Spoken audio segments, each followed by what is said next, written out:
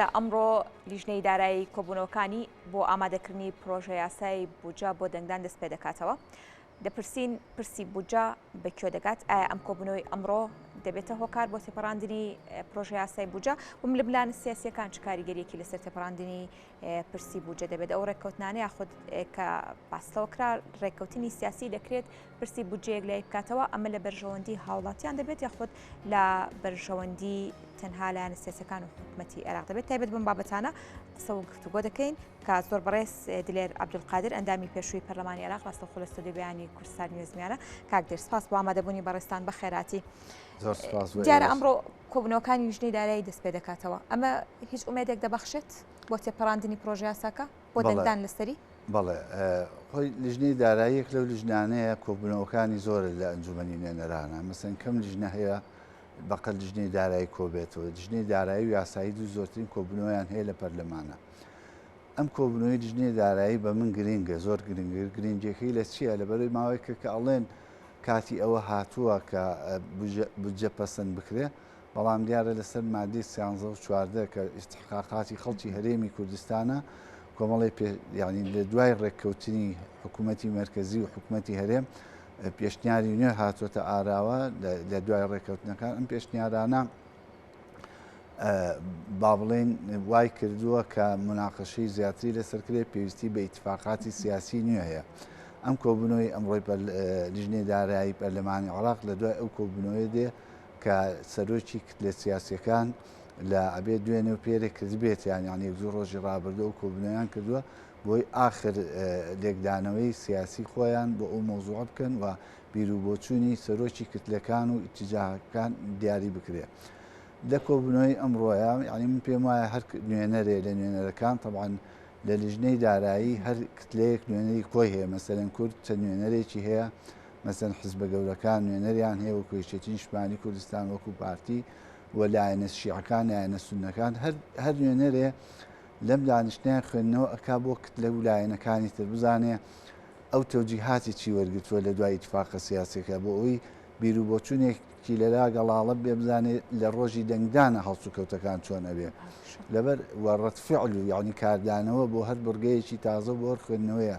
یان جاروە هەیە زیاد لە پێشنیارێکەیە بۆ پرۆژە بڕیارەکان زۆرتر ئەو ئەندامانە بەلای کوێیە ئەڕۆن. یعنی ئەم خوێندنەوەی ئەندامانی لیژنەی دارایی زۆر گرنگە بۆ تێپەڕاندنی بودجە. لەبەرەوەی ئەگەر ئەمان بە شێوەیەکی ئیتفاق ئەم کۆبوونەوەی تێبڕێ، زۆربەی لایەنەکان پێیان وابێ ئەو ئیتفاقیە سیاسیانی پێشتر کراوە ڕەنجی داوەتە سەر ئەندامانی لیژنەی دارایی، ئەو کاتە تێپەڕاندنی موازنە لە ناو هۆڵی پەرلەمانە بە ئاسانتر تێپەڕێ وەک لەوەی کە بە مەشاکلەوە بچن و هەر کتلەیە خوێندنەوەی ئەبێ بۆ کتلەکانی تر کە چۆنە و تەسەوڕ ئەکات چۆن تەسەوڕ بکەن. ئەم خوێندنەوەی ئەندامانی لیژنەی دارایی زۆر کاریگەری هەیە لە دیاریکردنی وادەی کۆتایی دەنگدان لەسەر پرۆژە یاساکە. لێر هەڵبەتە پێشتر باس لەوە کراوە بە تایبەتی لایەنە سیاسیەکانی عێراق لەسەر ئەوە کۆبوون کە تێپەڕاندنی ئەم پرۆژە یاسایە بەڕێککەوتنی سیاسی لە نێوان لایەنە سیاسیەکان کاری لەسەر بکرێت پێش ئەوەی بچێتە دەنگدانی لیژنەی داراییەوە. ئەمە لە سوودی هاوڵاتیان دەبێت، ئەمە هەنگاوێکی باش دەبێت بۆ تێپەڕاندنی یاخود پێویستە لە لیژنەی دارایی بەڕێکارە یاساییەکەی ڕێککەوتنی لەسەر بکرێت و دەنگی لەسەر بدرێت؟ بەڵێ، خۆی ینی بەنەوەتر بڵێن قسەیەکی ئاڵێ هەموو ساڵێ یاسای گرنگترین یاسا کە لە وڵات دەرەچێ یاسای موازنەیە. هیچ یاسای لەو یاسایە تقریبان گرنگتر نییە بۆ ئەمە پەیوەندی بە تاکتاکی هاوڵاتیەوەیە، پەیوەندی بە قودی ئینسانەکانەوە، پەیوەندی بە بەڕێوەبردننی دەوڵەتەوە، بە سیاسەتی دەوڵەتەوەیە، پەیوەندی ینی تۆ تەسەوڕ کە خێزانێک کە پارەی هەبێ ئەو پارەیە پارەی نەبێت چۆنە؟ ینی ئەمە قەزەیەکە کە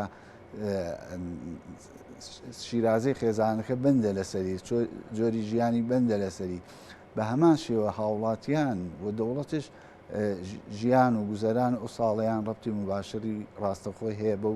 بەو موازنەوە. بۆیە ناکرێ بڵێن یاسای موازنە بەبێ ڕێککەوتنی لایەنە سیاسیەکان تێپەڕێ، نە هیچ ساڵێک بووە نە هیچ ساڵێک شەبێ.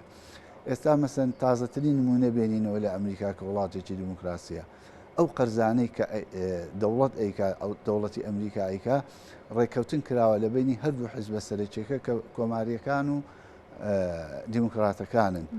مەسەرەن سەرۆکی پەرلەمان و سەرۆکی کۆمار دانیشتوون ڕێکەوتنیان کردووە تێپەڕاندنی یاسای بودجە بەبێ ڕێکەوتنی سیاسی مەحاڵە و ڕێگای مەسەرەن ڕێگای هەر نوێنەرە لەو نوێنەرانی کە لە ئەنجومەنی لە لیژنەی دارایە نوێنەرایەتی پێکهاتەیەکە نوێنەرایەتی نەتەوەیەکە نوێنەرایەتی لایەنێکی سیاسیەکە هەوڵەدا بیر و بۆ چوون و دیدگای خۆی وە بتەکیدش مەسلحەتی ئەو تەرەفەی کە بۆی هاتووە هەوڵەدا لەو یاسای بودجەیە جێگای بکاتەوە بۆیە بەبێ ڕێککەوتنی سیاسی هیچ ساڵی نەبودجە تێپەڕی و نەتێشەپەڕێ ببوورە جار هەیە تێئەپەڕێ مەسەلەن بۆ بودجە تێپەڕیوە مەسەن پێکهاتی وەکو کورد فەرامۆش کراوە باشە کاکدێت هەرێکا تا ڕێککەوتنی سیاسی زیاتر لە بەرژەوەندی سیاسیە و ڕەنگە لە چەند مانگێک ساڵێک دوای ئەوە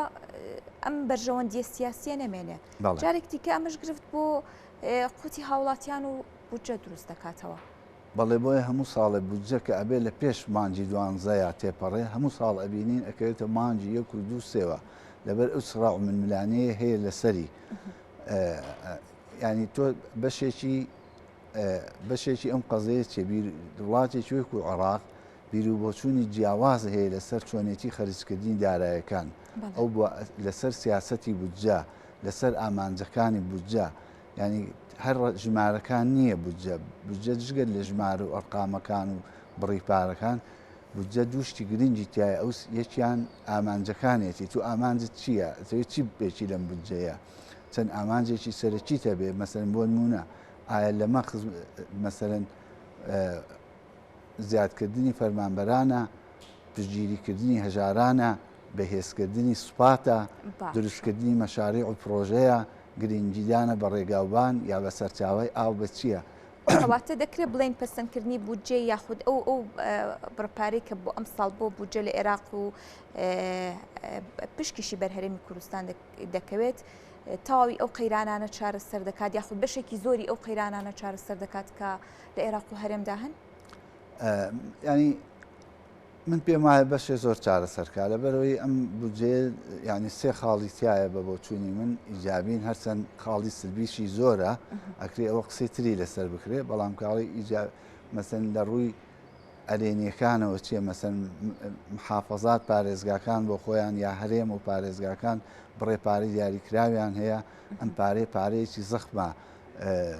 2 تریلیۆن و 500 میلیۆن دینار ئەدرێ بە پارێزگاکان و لەسەر ئەساسی ژماری دانیشتوانە کامە بەڕاستی جۆرێک لە عەدالەت و دادپەروەری تیا هەیە ئەمە پارەیەکی زەخمە کە دێ بۆ پارێزگاکان وڵات هەیە وڵاتی وەکو ئوردن موازنەی ساڵێکی دوو بەقەد ئەم بڕەپارەیە کە ژماری دانیشتوانشی ناڵێم وەک عێراقە بەڵام ژمارەی دانیشتوانی زۆر و خەڵکی زۆر بەباشی ئەژێ بڕگەیەکی تری تایە کە ئەو شارانەی کە نەوت بەرهەمەێنن بەشێکی زۆری شارەکان عێراقیانەوت بەرهەمێنن یا تەسفینەوتیەکەن ئەمەش بڕێپارە ئەگەڕێنێتەوە بۆ پارێزگاکان ئەمەش قەزەیەکە بە سوودی خەڵک و پرۆژەی سوودی خەڵک تەواو ئەبێ ئەگە سێر بکەین مەسەلەن بڕگەیەکەی لە یاساکەی ئەمساڵە تەکید لەوە ئەکاتەوە کە تا 180 پارێزگارەکان بۆیان هەیە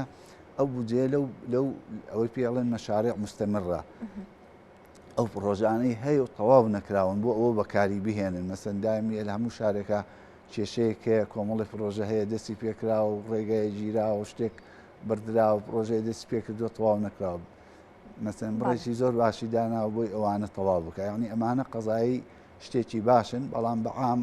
لە بودجە خاڵێکی تیا هەیە بە بۆچوونی من ئەوە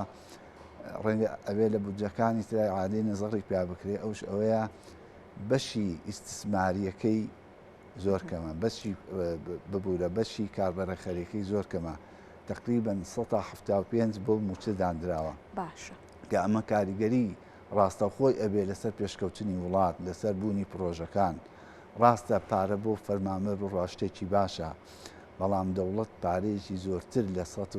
125 پێویستە بۆی بتوانێ مەسەن وڵات پێشخا ئەی ئەو خەڵکانی فەرمانبەر نین ئەمانە مەسەن ئەمانش شەریحەیەکی گەورن تۆ بێ پرۆژیان بۆ بکەیتەوە ڕێگەوبان و کارگیان بۆ دامەزرێنی وە کارێ بکەی بتوانی ئەمانش ڕاستەوخۆ سوودمەند بن لەو لە پرۆژە یاسای بودجە. باشە. دیارە لە ئێستادا ئەو کێشەی کە لە تێپەڕاندنی بودجەیە بە تایبەت لەو مادانی کە پێیوەستە بە کوردەوە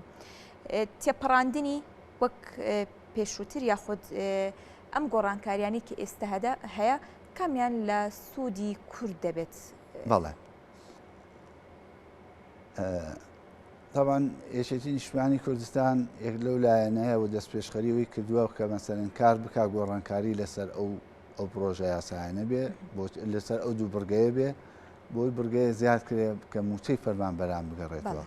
ینی هەمومان نەزانی موچەخۆرانی هەرێمی کوردستان بەڕاستی ساڵانێکی زۆرە نەتیجەی ئەو وەزعی اقتصادی هەرێمی کوردستانی تایە ناچار کراون کە بڕێ لە پارەکەیان پاشەکەوت کرێ مەسەن ئەمە شتێکە ڕاستەخۆ سوودی هەیە لە سوودی هەیە بۆ هاوڵاتیان و دانیشتوان و ئەوانە و ئەمەش قەزەیەکی حەقا ینی کەس ناتوانێت ئینکاری لەمە بکە و کەسش ئینکاری لەمە نەکردووەکە کەسێک کاری کردووە ئەرکەکەی خۆی کردەوە ئێستا موچەکەی پێ نادرێوانە و ئەکرێ مەسەرن ئەو ڕێکەوتنانەی کە لە بینی حکوومەتی هەرێم و حکوومەتی ناوەندی هەیە گۆڕانکاری بەسەرا بێ بەڵام حتمما پاش ڕێککەوتن و ڕێکبوونی ڕیزی ماڵی کوردش ئەوە قەزەیەکی گرنگە لە تێپەڕاندنی موازنەیە بە تایبەت موازنەی ئەم ساڵ 3 ساڵە و بۆ 3 ساڵ موازنەی عراقی تێپەڕێ ئێستا هەر خەلەلێ هەر کەم و کوڕێ بکەوێتە ئەم موازنەیە باجەکەی بە 3 ساڵ بۆ 3 ساڵ دەدرێت. بەڵێ سپاس بۆ ڕوونکردنەوەکانت بە خێراتی زۆر سپاس بۆ میوانەکەمان کە زۆر بەڕێز